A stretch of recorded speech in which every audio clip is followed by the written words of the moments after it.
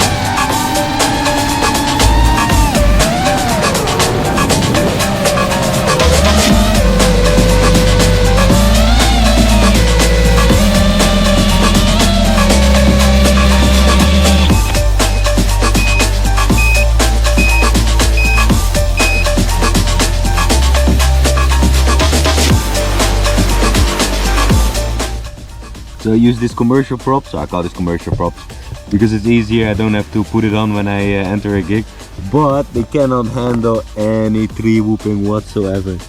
Full of chunks and bites out of it. It's not that bad, but definitely not for freestyling. But I did a good job. Good job now, let's go.